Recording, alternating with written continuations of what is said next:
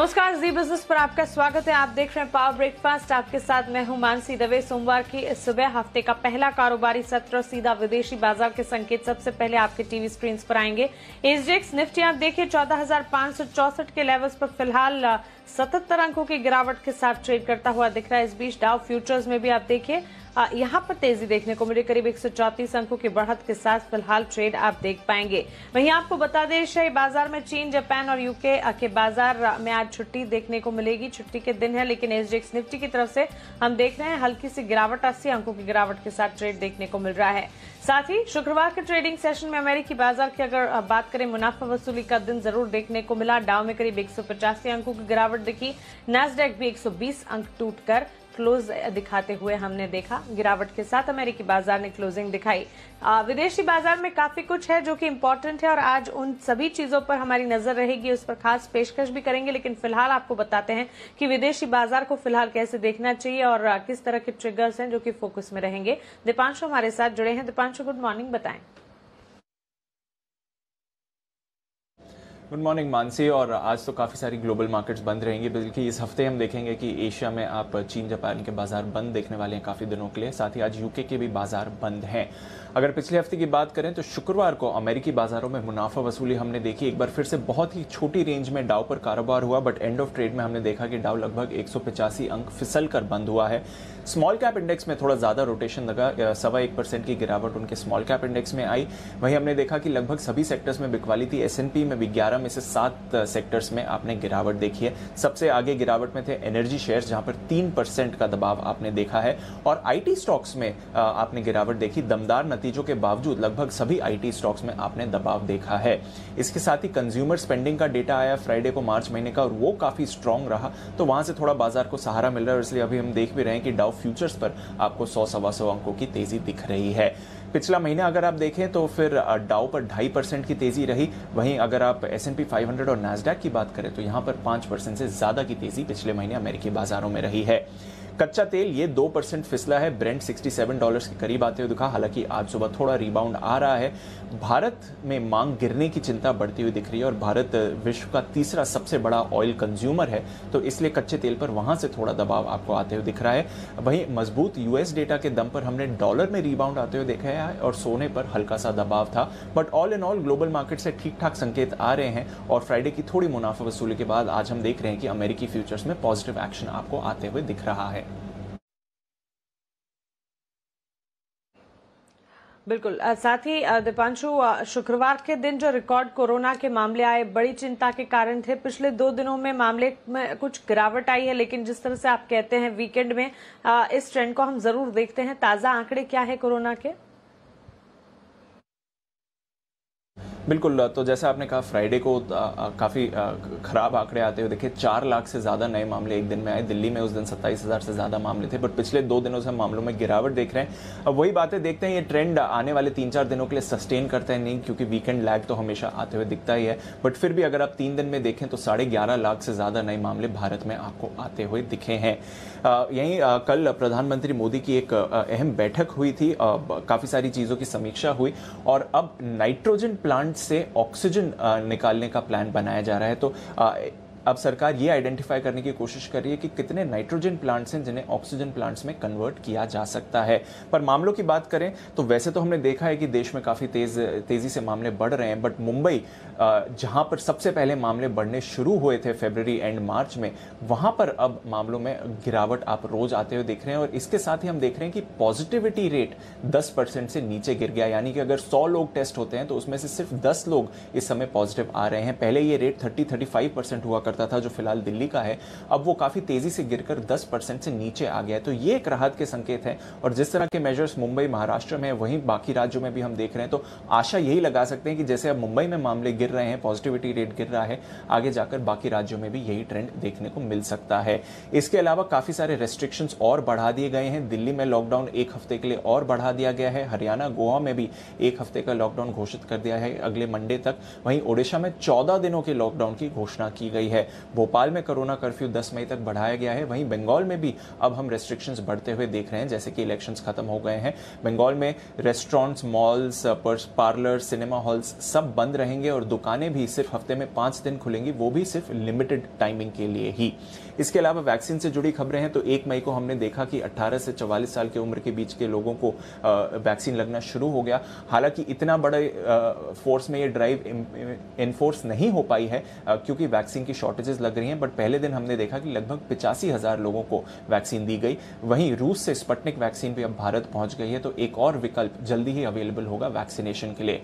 और finally Covid स्थिति पर कल सुप्रीम कोर्ट ने कुछ ऑर्डर्स जारी करे हैं। सबसे पहले तो उन्होंने कहा है कि 2 दिनों में दिल्ली की ऑक्सीजन की कमी को ठीक किया जाए। वहीं यह भी कहा गया है कि राज्य और केंद्र सरकार मिलकर एक प्लान बनाए ताकि हर राज्य के पास एक इमरजेंसी स्टॉक हो ऑक्सीजन का, और ये 4 दिन में ये प्रैक्टिस को इंप्लीमेंट करना पड़ेगा राज्य और केंद्र सरकार को। साथ ही सोशल मीडिया पर कोरोना की कोई भी जानकारी देने पर रोक नहीं लगाई जाए। अगर कोई भी एक्शन लिया जाएगा तो इसे कंटेम्प्ट ऑफ कोर्ट माना जाएगा।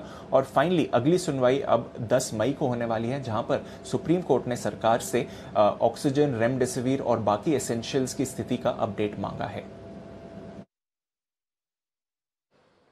बिल्कुल दीपांशु, शुक्रिया ये तमाम जानकारी हम तक पहुंचाने के लिए। तो क्लियरली वैक्सीन और ऑक्सीजन की अगर बात करें, यहां पर अच्छी खबरें आती हुई जरूर दिख रही है, लेकिन कोरोना के बढ़ते मामले पिछले 2 दिनों में जो एक हल्का सा डिप दिखा है, उम्मीद यही कर सकते हैं कि डिप जो है वो बरकरार रहे और गिरावट आंकड़ों में आती हुई देखने को मिले। हिदायत आप सभी को यही है कि अगर जरूरत ना हो तो घर से बाहर बिल्कुल ना निकले।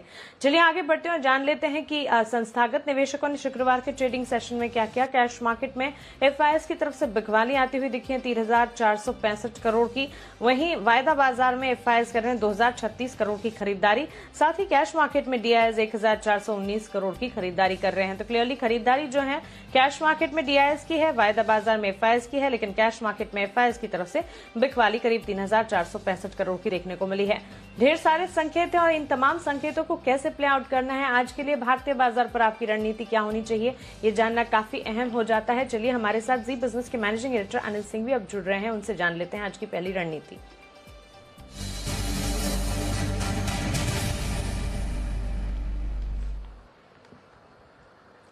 अनिल सर, विदेशी बाजार के संकेत, FIs, DIs का एक्शन, साथ ही कोरोना से जुड़ी खबरें, सब संकेतों को कैसे समझा जाए, भारतीय बाजार पर आज क्या करना चाहिए, सबसे पहली रणनीति क्या होगी? Good morning Mansi. देखिए, तमाम संकेतों के बीच में कमजोर शुरुआत के पूरे आसार हैं, क्योंकि आज की शुरुआत करने के लिए एक भी फैक्टर ऐसा नहीं है जो अच्छा नजर आ रहा हो आपको। पहला, जो ग्लोबल मार्केट है, अमेरिकी बाजार में कमजोरी नहीं है, तो वो आपके सामने है ही, और उम्मीद से कुछ ज्यादा ही अमेरिकी बाजार में है। हालांकि बहुत चिंता की बात नहीं, लेकिन कमजोरी वहां पर रही है।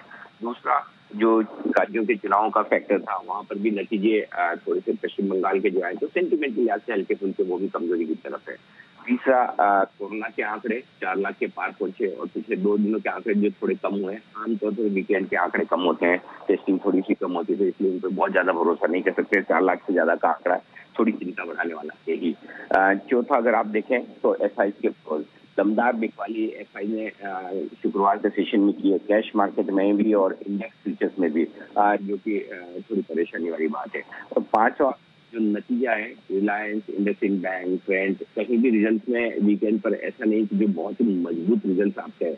बस ये कि रिलायंस क्योंकि नतीजे के पहले थोड़ा कमजोर हो चुका है, तो आज हो सकता है कमजोर खुलकर फिर से रिकवरी करने की कोशिश करें। तो ये सारे फैक्टर्स हैं जो बाजार पर थोड़ा दबाव बनाने का काम करेंगे। इन सब फैक्टर्स के बीच में एक अच्छा फैक्टर जो दिख रहा है, एक नहीं कहूंगा, एकमात्र अच्छा फैक्टर दिख रहा है, वो ये कि शुक्रवार को जो तेज गिरावट हुई उसमें बाजार काफी हल्के हो चुके हैं, पुट रेशियो नीचे आ चुका है, FI की लॉन्ग पोजीशन काफी कम हो चुकी है, तो वो थोड़ा निचले स्तर से सपोर्ट देगी बाजार को। और सपोर्ट के लिए जो परफेक्ट रेंज है 14,425 14,475 निफ्टी पर, मैं उम्मीद ये कर रहा हूँ कि आप 14,550 के आसपास खुलेंगे, 14,525 14,575 की रेंज में। वहां से थोड़ा और करेक्शन आना चाहिए, थोड़ा और गिरावट आ सकती है, और उसके बाद इस रेंज में खरीदारी आपको लौटती हुई नजर आएगी। ऊपरी स्तरों पर 14,725 14,775 हायर जोन है, हालांकि गैप से नीचे खुलने के बाद वहां पहुंचना मुश्किल होगा। बैंक निफ्टी का जहां तक सवाल है, अगला अहम सपोर्ट जो है वो यहाँ से 1000 पॉइंट नीचे है, 31,725 31,775 के आसपास। बीच में एक आध छोटा सपोर्ट है, वो अलग बात है, बट मेजर सपोर्ट आपको 31,725 31,775 की रेंज में और ऊपरी स्तरों पर 33,300, 33,500 वो लेवल है जिसके पार जाना बाजारों के लिए मुश्किल होगा। तो इस रेंज पर, इन लेवल पर आपको रखनी है नजर।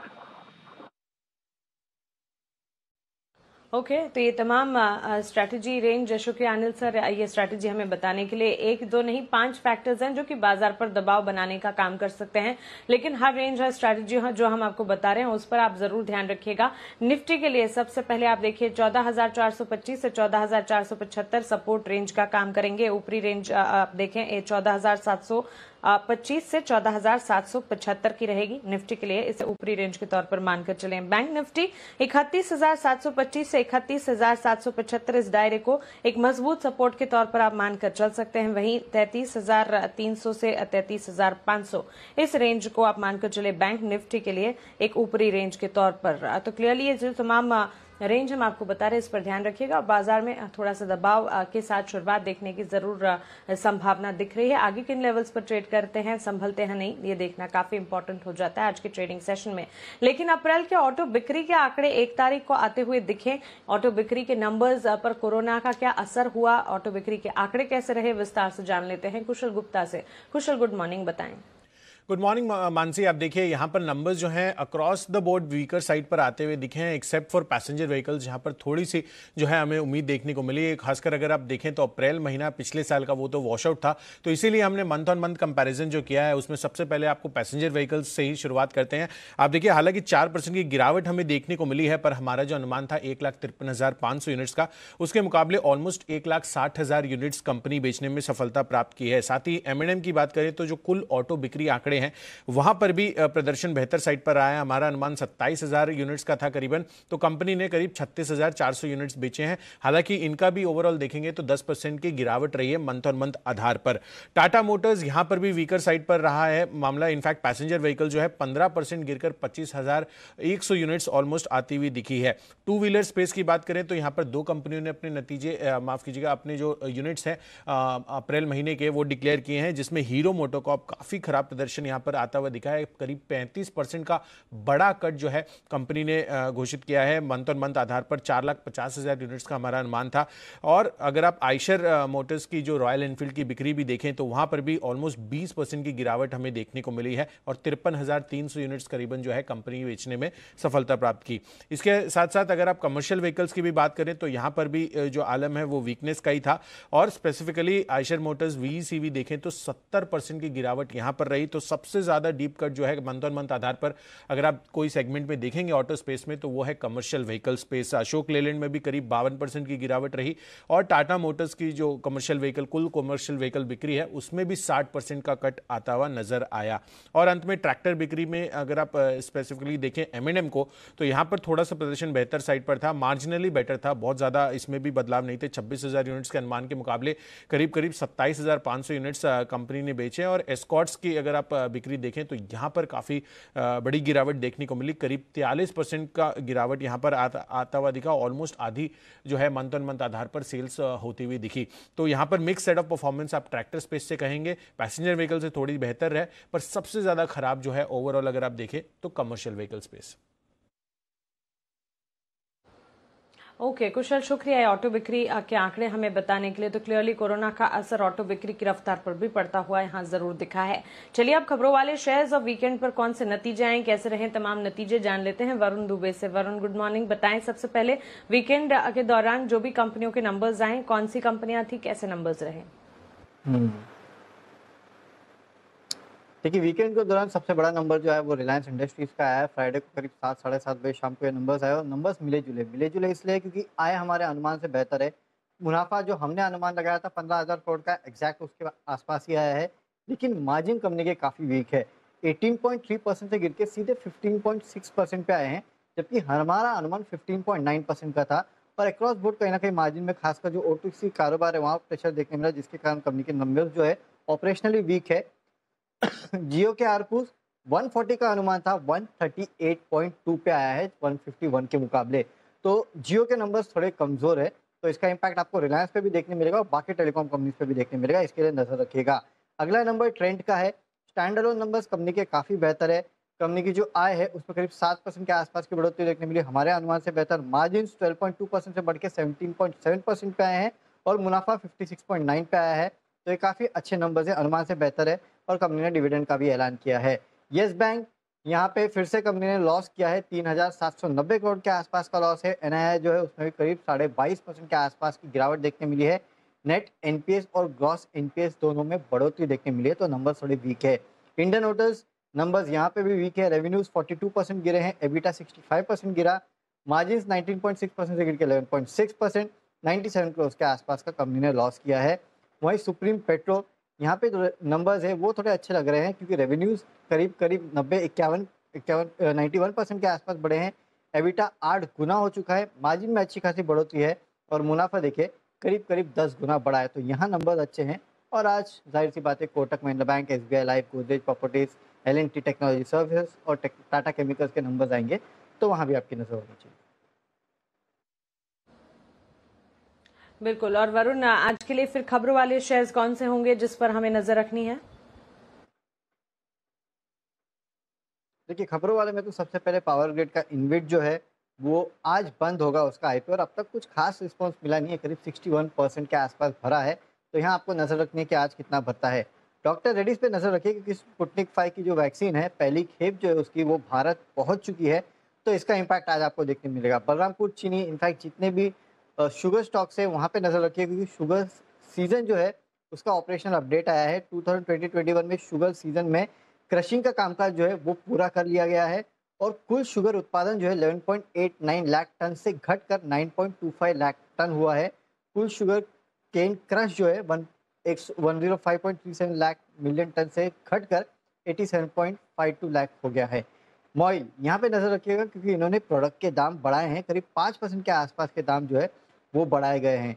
इसके अलावा अमारा राजा, यहाँ पे तुरंत प्रभाव से कर्माबाड़ी और एक प्लांट है इनका, उसको इस कंपनी ने बंद कर दिया है, तो इसके ऊपर इम्पैक्ट देखने मिलेगा। और अशोक लेलैंड कोविड की स्थिति को देखते हुए मई महीने में केवल 7 से 15 दिन के आसपास का कामकाज ये कंपनी शुरू रखने वाली है, तो कहीं ना कहीं ऑटो एंसिलरी कंपनीज जो है कोविड के चलते अपने प्लांट लगातार बंद करते जा रही है, तो यहाँ पे आपको इम्पैक्ट देखने मिलेगा, यहाँ पे नजर रखिएगा। ओके वरुण, शुक्रिया ये तमाम जानकारी के लिए, हमारे साथ जुड़ने के लिए। तो ढेर सारी खबरें हैं, कई सारे नतीजे हैं जिस पर आज बाजार रिएक्ट करता दिखेगा और कई सारे इंपॉर्टेंट नंबर्स हैं जो कि आज भी आने वाले हैं जिस पर नजर रखिए। लेकिन ट्रेडिंग कॉल्स आज के लिए चॉइस ब्रोकिंग एमजीएल पर बुलिश है, खरीदारी करके चल सकते हैं। महानगर गैस लिमिटेड पर 1170 के टारगेट्स देखने को मिलेंगे, 1090 का स्टॉप लॉस लगाकर खरीदारी का मन बनाया जा सकता है। निर्मल बैंक सिक्योरिटीज की राय सन फार्मा और उषा मार्ट पर है। सन फार्मा 630 के टारगेट्स को ध्यान में रखें, 630 का स्टॉप लॉस लगाएगा, 680 के टारगेट्स को ध्यान में रखिए। वहीं उषा मार्ट शुक्रवार के ट्रेडिंग सेशन में करीब 12% तक की बढ़त स्टॉक ने दिखाई है, आज भी तेजी की गुंजाइश है। 44 रुपए का स्टॉप लॉस लगाइएगा, 52 के टारगेट्स को ध्यान में रखते हुए एक बार खरीदारी का मन बनाकर चल सकते हैं। ये तो हुई ट्रेडिंग कॉल्स की बात, लेकिन इक्विटी मार्केट्स में आज के लिए रिकमेंडेशन टॉप कौन सी हैं ये आप जान लेते हैं। सेंट्रम ब्रोकिंग के AVP equity technical research analyst Nilesh Jain से हमने बातचीत की और उनके रिकमेंडेशंस अब आपके सामने रख रहे हैं। सबसे पहले उनका मानना है कि कैडिला हेल्थ केयर पर खरीदारी की जा सकती है, एलआईसी हाउसिंग फाइनेंस पर बिकवाली की जा सकती है। कैडिला हेल्थ केयर खरीदारी करेंगे, 590 के टारगेट्स को ध्यान में जरूर रखिएगा, 560 का स्टॉप लॉस लगाना चाहिए। वहीं एलआईसी हाउसिंग फाइनेंस बिकवाली की रणनीति अपनाकर चल सकते हैं, यहाँ पर आप 390 के टारगेट्स को ध्यान में रखें, 414 का यहाँ पर एक स्टॉप लॉस लगाना होगा, 390 तक के टारगेट्स तक ये गिरता हुआ दिख सकता है। बिकवाली कीजिएगा एलआईसी हाउसिंग फाइनेंस में, कैडिला में खरीदारी की राय। इक्विटी मार्केट्स पर टॉप रिकमेंडेशन हमने जाने, लेकिन अब मोतीलाल ओसवाल कमोडिटीज के एनालिस्ट अमित सजेजा जी हमारे साथ जुड़ गए हैं, उनसे जानते हैं आज कमोडिटी मार्केट्स में एक्शन कहां पर देखने को मिलेगा। अमित, गुड मॉर्निंग, स्वागत है आपका जी बिजनेस पर। सबसे पहले बुलियन मार्केट की चाल, गोल्ड सिल्वर में जो करंट लेवल्स देखने को मिल रहे हैं उन्हें देखते हुए आज के लिए फिर रिकमेंडेशन स्ट्रेटेजी क्या अपनाएंगे? जी गुड मॉर्निंग। देखिए डॉलर इंडेक्स में जो रिवाइवल आई है शॉर्ट सेलिंग हमने पिछले हफ्ते शुक्रवार को देखी है, तो उसके चलते मुझे लगता है गोल्ड शॉर्ट टर्म में दबाव में रहने की उम्मीद है। गोल्ड में जो गोल्ड वैल्यू है शिफ्ट कर वहाँ पर करीबन 46,900 के आसपास बिकवाली करके चला सकता है 47,100 के स्टॉप के साथ, और जो रिसेंट लोग है 46,400 वहाँ तक के टारगेट दिया जा सकता है। तो वहीं चांदी में भी जुलाई महीने में 68,800 से 69,000 के रीजन बिकवाली की जा सकती है 69,300 के स्टॉप के साथ, और सपोर्ट जो है 68,000 का वो टेस्ट करने की पॉसिबिलिटी है। बिल्कुल अमित जी, कच्चे तेल की चाल को देखते हुए क्या यहाँ पर भी एक बार के लिए बिकवाली की रणनीति अपनानी चाहिए? जी, देखिए, जो ईरान और यूएस में पीस टॉक्स हो रहे हैं इस तरह से, जो JCPOA के एग्रीमेंट को रिन्यूअल को लेकर, तो इसके चलते हो सकता है सप्लाई बढ़े आगे चलते हुए। जो मार्केट फिलहाल इन तरह से डिस्काउंट कर रहा है, हमने लास्ट फ्राइडे भी अच्छा खासा एक चला पाते देखा। मुझे लगता है कि शॉर्ट टर्म में सेल ट्रेंड जारी रहेगा एंड इस तरह से रिकवरी कर सकते हैं 4750 के आसपास, और डाउनसाइड में 4650 का टारगेट लेके चला जाएगा। बिल्कुल अमित जी, शुक्रिया ये तमाम जानकारी के लिए, सवालों के जवाब देने के लिए, हमारे साथ जुड़ने के लिए।